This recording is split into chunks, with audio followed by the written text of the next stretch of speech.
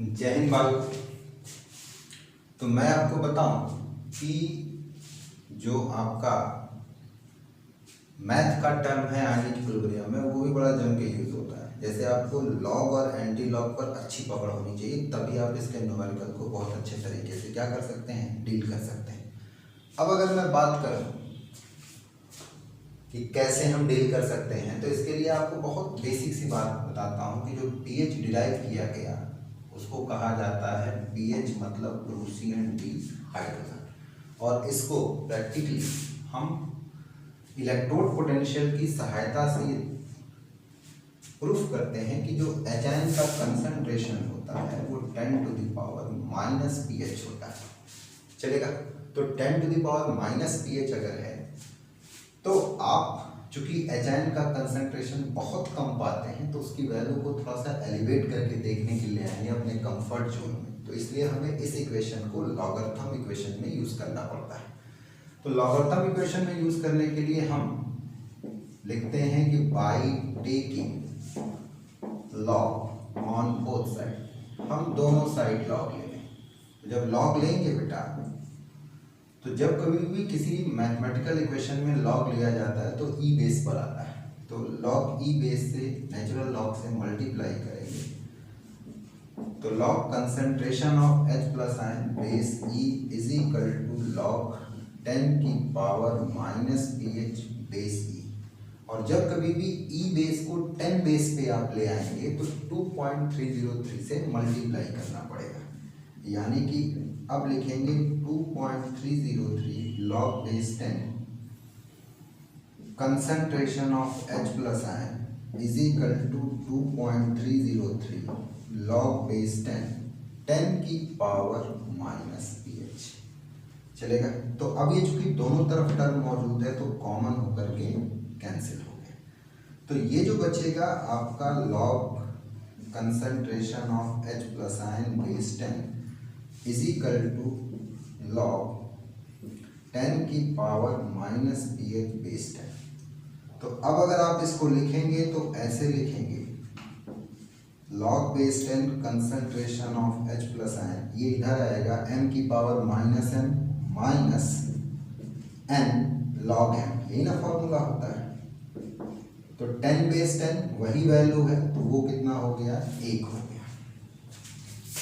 तो अगर आप ध्यान से देखें तो अब आप यहां लिखेंगे कि minus pH is equal to log base 10 concentration of H plus ion. तो pH is equal to minus log base 10 concentration of H plus ion, या pH is equal to minus को अंदर भेज दो तो log base 10 1 upon concentration of H plus ion. तो आप देख रहे हैं कि इस चैप्टर में हम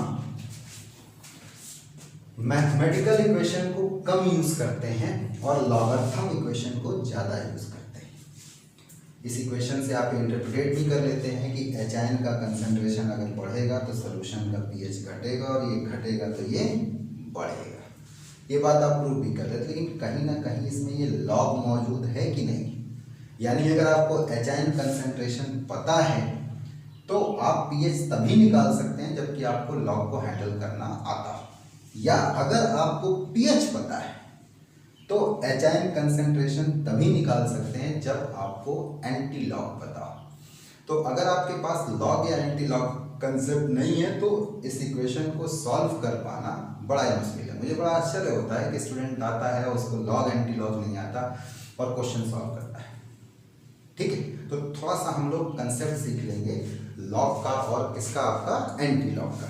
चलिए, तो अगर हम लॉग की बात करें तो पहली बात तो लॉग या एंटी लॉग का कंसेप्ट हमने बनाया है क्यों, तो मैं ये कहूँगा केमिस्ट्री में तो इसलिए बनाया कि चीज़ें या तो ज़रूरत से ज़्यादा छोटी हैं या संख्या में बहुत ही ज़्यादा है, जो कि हमारे अपने कंफर्ट जोन के दोनों ही चीज़ें बाहर आ जाती हैं, बहुत छोटा होने की वजह से भी और बहुत बड़ा होने की वजह से भी।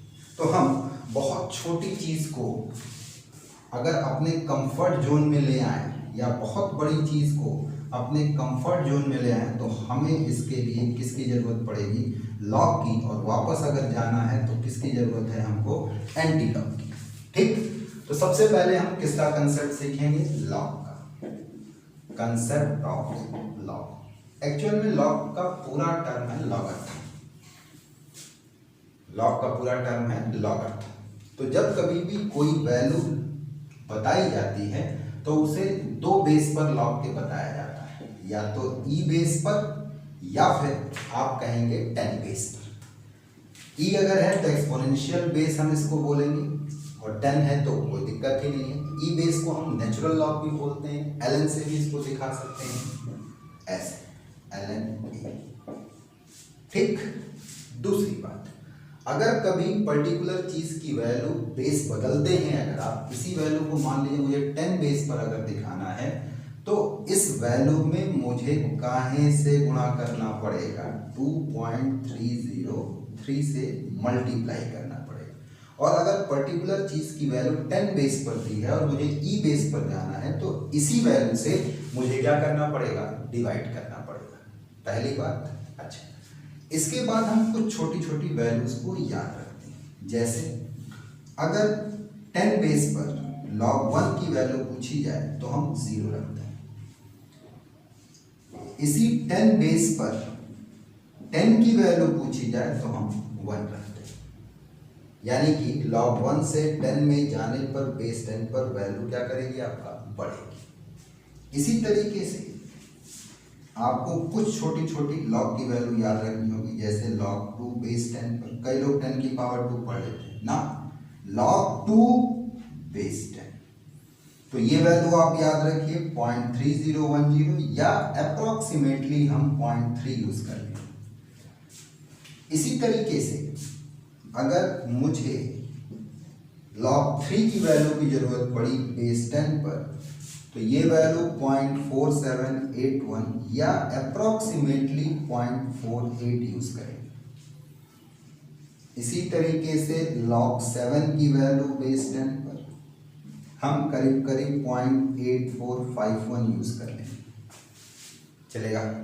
तो एक लड़के ने कहा कि सर और भी तो बहुत सारी वैल्यू है, 4 है, 5 है, 6 है, 7 है, या 6 है, 8 है, 9 है, इन सबको कैसे निकालें? तो मैंने कहा इन सबको हम इन छोटी छोटी वैल्यूज से ही निकाल लेते हैं, छोटे छोटे लॉग के फॉर्मूले यूज करके। जैसे अगर मुझे कभी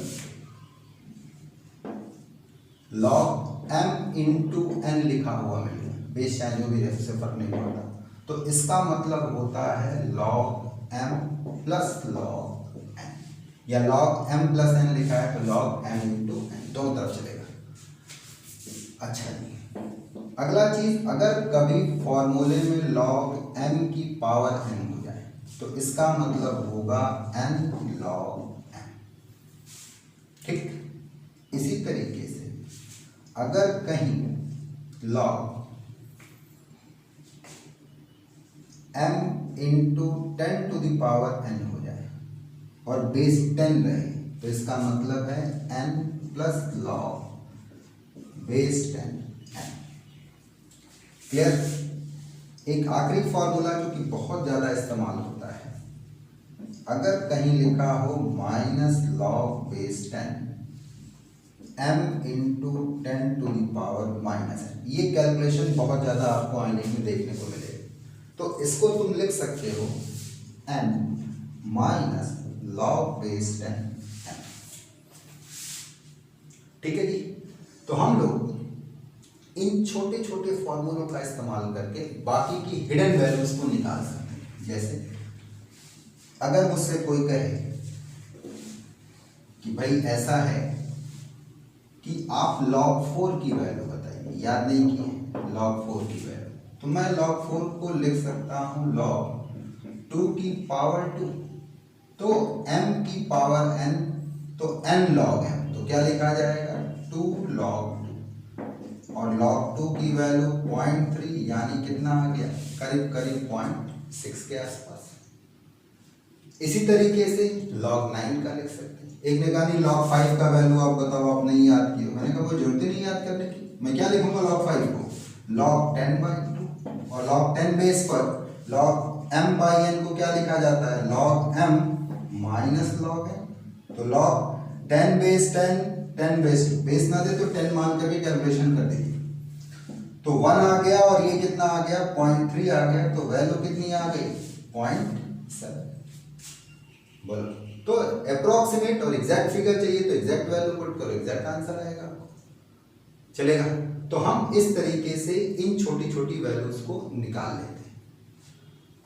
इसी चीज को जब मैं क्लास में पढ़ा रहा था तो एक बच्चे ने मुझसे कहा कि सर एक बात बताओ, अगर log 13 की वैल्यू आ जाए तब कैसे निकालोगे। तो मैंने कहा दिया होगा पेपर में, इतना ऑड वैल्यू तो दिया ही जाएगा, कहा न दिया हो तब। मैंने कहा जुगाड़। और क्या है जुगाड़ तुम्हारे पास, जुगाड़ ये है कि 1 यूनिट आगे बढ़ो 1 यूनिट पीछे बढ़ो, log 14 और log 12 इन दोनों की वैल्यूज को निकाल करके 2 से डिवाइड कर दो, अप्रोक्सीमेटली आप log 13 की वैल्यू तक क्या करोगे, आपका पहुंच जाओगे। बोलो, नहीं कर सकते, कर सकते। तो चलो सवाल का एक ग्रुप देखते हैं। सवाल का एक ग्रुप हम देखते हैं कैसे इसका इस्तेमाल होगा क्वेश्चन में। क्वेश्चन बिल्कुल सिंपल टाइप का है, calculate pH of an aqueous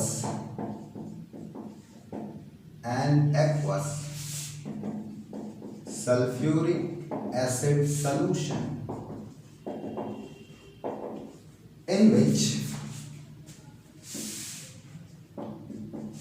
H plus ion concentration is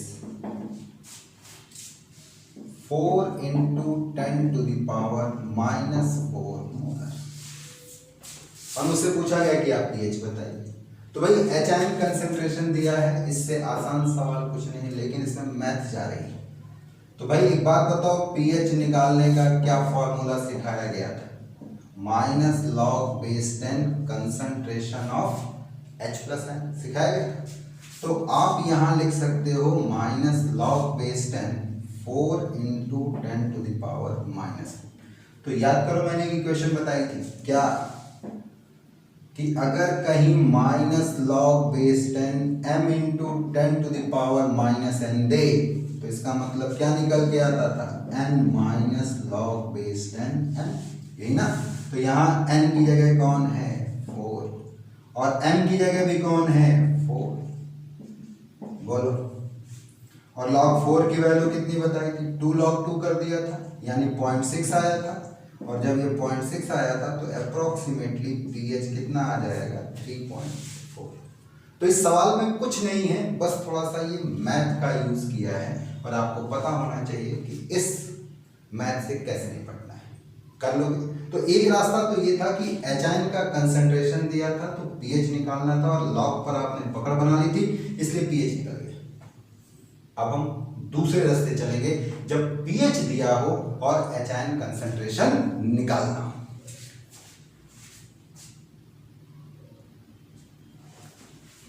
तो चलिए बाल को अब हम लोग सीखेंगे एंटी लॉग के कंसेप्ट को, कि एंटी लॉग कैसे लेंगे हम लोग। तो उसके लिए सबसे पहले आप कुछ ये वैल्यू अपने दिमाग में बैठा लो।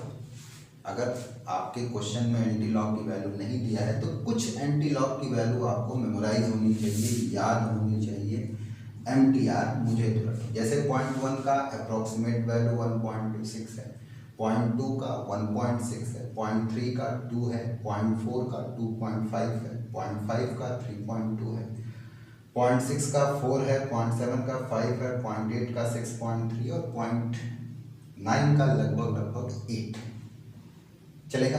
तो आपको ये कुछ वैल्यूज एंटी लॉग की याद होनी चाहिए। अब जो भी एंटी लॉग का केस है वो एंटी लॉग का केस हम 4 हिस्सों में बांट सकते हैं। केस ऑफ एंटी लॉग अगर आप देखेंगे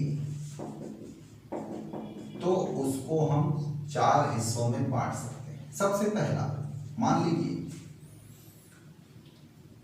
आपको कहीं पर दिया गया कि भाई ऐसा है कि हमारा एंटी लॉग कंप्लीट नंबर में, तो जब कंप्लीट नंबर में होता तो सवाल में कोई दिक्कत ही नहीं होती। जैसे अगर मैं कह दूं कि यहाँ पर एक इक्वेशन दिया है आपका कि pH minus log base 10 concentration of H plus ion. ठीक है, और कंप्लीट नंबर देखिए, pH मैंने कहा 4 दिया गया। तो ऐसा सवाल जब कभी भी आ जाए, फुल नंबर आ जाए, तो ऐसी स्थिति में आप क्या करो, क्या लिखोगे, -4 is equal to log base 10 concentration of H plus ion लिखा। तो अब हम एंटी लॉग लेंगे, लिखेंगे by taking anti log on both side. ये दोनों साइड एंटी लॉग है, तो दोनों साइड लोगे तो एक साइड तो बेस पर दिया ही है, तो इसका एंटी लॉग आ जाएगा concentration of H plus ion, और इस वैल्यू का एंटी लॉग इस बेस पर जो भी लिखा होगा, E बेस लिखा होता तो E पर, और 10 बेस लिखा है तो 10 पर, 10 टू द पावर क्या आपका -4। कहीं कोई दिक्कत इसमें नहीं होती, कहीं कोई दिक्कत नहीं होती। जैसे मैं एक दूसरा एग्जांपल भी लूं कि सपोज करिए कि मैंने आपको एक इक्वेशन दिया कि लॉग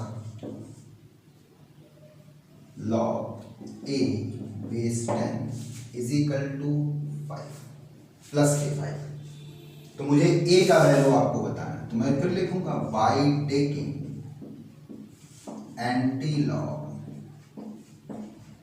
ऑन बोथ साइड। तो इसका एंटी लॉग तो यही आएगा, और इसका एंटी लॉग इस बेस की वही पावर चला जाता है जो यहां लिखा होगा। अगर माइनस साइन में लिखा होता तो माइनस में, और प्लस में लिखा होता तो प्लस में, 10 की पावर +5। तो ये दोनों केस बड़े इजी थे, कोई दिक्कत नहीं। अब हम आते हैं तीसरे केस पर। तीसरा और चौथा केस इंपॉर्टेंट है। अगर मान लीजिए कहीं लिखा हो log A is equal to, या log A base 10 is equal to 5.62, तो आप A का वैल्यू बताओ। भाई इक्वेशन को सॉल्व करके यहां तक तो आओगे ही आओगे। तो अब अगर ऐसा है तो आपने चूंकि डेसिमल के एक ही स्थान तक रखा हुआ है वैल्यू को, तो इसलिए आप इस फिगर को अप्रोक्सीमेटली एक स्थान तक लेकर के, जैसे 5.7 होता तो नियर टू 6 हम पहुंचते, और 5.62 है तो नियर टू 5.6 कर लें। अब वही लिखेंगे by taking anti log on both side. हम दोनों साइड एंटी लॉग लें, तो यहां पर इसका एंटी लॉग क्या आएगा 1, और जब इसका एंटी लॉग लिखेंगे तो 10 की पावर 5.62 या 5.6, पर ये आंसर आपको नहीं मिलेगा। तो आपको क्या करना है, यहाँ समझना है, एंटी लॉग लेने के तरीके पे आना। इसका अप्रोक्सीमेशन ले लिया, और जो अप्रोक्सीमेशन लिया उसको दो हिस्सों में तोड़ दीजिए, कंप्लीट नंबर को अलग कर लीजिए और डेसिमल फिगर को अलग कर लेंगे। कंप्लीट नंबर का एंटी लॉग बेस की पावर चला जाएगा, और ये प्लस वाला साइन ध्यान दीजिएगा मल्टीप्लाई के साइन में बदलेगा, और यहाँ जो डेसिमल में दिया गया है एंटी लॉग उसको आप यहाँ पे चेक कर लीजिए। जैसे 0.6 का कितना है 4 है, तो 0.62 का क्या होगा, थोड़ा सा 4 से ज़्यादा होगा, 4.1 होगा, 4.2 होगा, यही ना। तो इस तरीके का फिगर आप यहाँ पर भर देंगे, तो नियर टू आंसर तक आप पहुँचेंगे। तो ध्यान दीजिएगा जब कभी भी प्लस वैल्यू के साथ फ्रैक्शनल डिजिट भी जुड़ी हुई हो तो उसको दो हिस्सों में आप तोड़ लेंगे, कंप्लीट फिगर और डेसिमल फिगर। कंप्लीट फिगर का एंटी लॉग वही चला जाएगा, और डेसिमल वाले का मैंने बता रखा है, और साथ में जो प्लस का साइन है किसमें बदलेगा, मल्टीप्लाई में बदल जाएगा। तो इस तरीके से आप कंप्लीट फिगर का एंटी लॉग निकाल सकते हैं। चलिए नेक्स्ट सीखते हैं, एक और सीखते हैं लास्ट केस, जो कि आयनिक में खूब जम के इस्तेमाल होता है। आयनिक में खूब जम के इस्तेमाल होता है। सपोज करिए कि आपको ये दिया गया कि log A base 10 is equal to -4.6। अब इसका एंटी लॉग निकाला, पिछले केस में प्लस साइन, यहाँ पर माइनस साइन है, और जब यहाँ पर माइनस साइन है तो इसको लिखते समय थोड़ा सतर्कता रखना है। सबसे पहले by taking anti log on both side, ठीक। और जब आप एंटी लॉग दोनों साइड का लेंगे तो इसका एंटी लॉग क्या आएगा a, और जब आपको 10 to the power -4.6 का एंटी लॉग लेना है तो समझ जाना है अब ये यहाँ कंप्लीट नंबर नहीं है और साथ में माइनस नहीं, तो सबसे पहले जो भी वैल्यू लिखी होती है इसका नेक्स्ट कंप्लीट नंबर वाला वैल्यू थिंक करते हैं, सोचते हैं नेक्स्ट कंप्लीट नंबर वाला वैल्यू कौन सा होगा 4.6 का 5, उस वैल्यू में से इस वैल्यू को घटा देते हैं। तो 5 में से 4.6 घटाओगे तो कितना आएगा 0.4 आएगा, और जो वैल्यू निकल करके आती है उस वैल्यू में उसको घटाते भी हैं और उसको जोड़ते हैं, ये ट्रिक है। तो इसके घटाने और जोड़ने से नेट वैल्यू पर कोई फर्क नहीं पड़ रहा, लेकिन इसके लिखने का तरीका बदल गया। -4.6 और -0.4 मिलके कंप्लीट 5 हो गया और प्लस पॉइंट क्या रहा आपका 4। माइनस में जो कंप्लीट नंबर है इसका एंटी लॉग इसी के बेस पे बताइए, 10 की पावर कितना -5, और प्लस वाला साइन किस में जाएगा मल्टीप्लिकेशन में, और 0.4 का एंटी लॉग कितना बताया 2.5, यानी वैल्यू आ गई 2.5 इंटू 10 to the power -5। और ये चौथा केस आयनिक के लिए बहुत ही इंपॉर्टेंट है, बहुत ही यूज होता है। चलिए एक सवाल के माध्यम से अपनी बात को क्लियर करें, इस बात को भी कंप्लीट करते, एक क्वेश्चन से कंप्लीट करते। क्या क्वेश्चन है? क्वेश्चन हमारा ये है कि calculate H+ ion concentration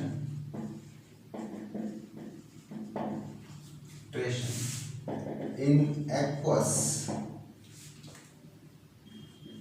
sulfuric acid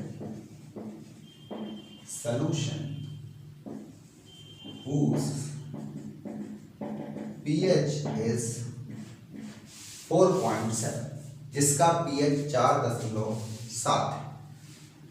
तो अब अगर ऐसा सवाल आ रहा है तो यू नो वेरी वेल कि pH निकालने का फॉर्मूला है -log base 10 concentration of H+ ion है। तो मैं pH की जगह पे 4.7 रखूंगा, तो ये 4.7 क्या आएगा -log base 10 concentration of H+ ion. तो ये जो log base 10 concentration of H+ ion आएगा ये हो गया -4.7, बोलो भाई।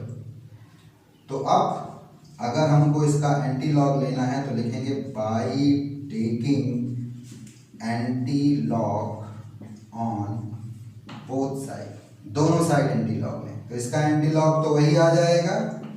और जब -4.7 का एंटी लॉग लेना होगा तो मैंने आपको एक ट्रिक बताई थी। क्या ट्रिक? कि सबसे पहले इसमें जो भी अगला कंप्लीट नंबर है उसको इमेजिन करिए। तो 4.7 का अगला कंप्लीट नंबर 5, उसमें से इस वैल्यू को घटा दो, कितना आ गया 0.3। तो मैं यहाँ लिखूंगा -4.7 -0.3 प्लस 0.3 आया। तो अब ये वैल्यू जो निकल करके यहां से आएगी क्या आएगी भाई कि 10 to the power -4.7, ये क्या लिखेंगे हम -5 प्लस 0.3, यही ना। तो अब अगर इसका एंटी लॉग लोगे तो कितना आएगा 10 की पावर -5, प्लस साइन किस में जाएगा मल्टीप्लाइंग, और 0.3 का एंटी लॉग कितना है 2। तो अब हम दोनों ही रास्ते सीख गए। HN दिया हो तो pH में कन्वर्ट होना with the help of log, और अगर pH दिया हो तो HN में कन्वर्ट होना with the help of anti log. तो हमारा ये मैथमेटिकल और केमिकल टर्म तैयार हो गया है। अब हम लोग नेक्स्ट लेक्चर में बाकी के न्यूमेरिकल टॉपिक्स क्या करेंगे आपका डील करेंगे। जय हिंद।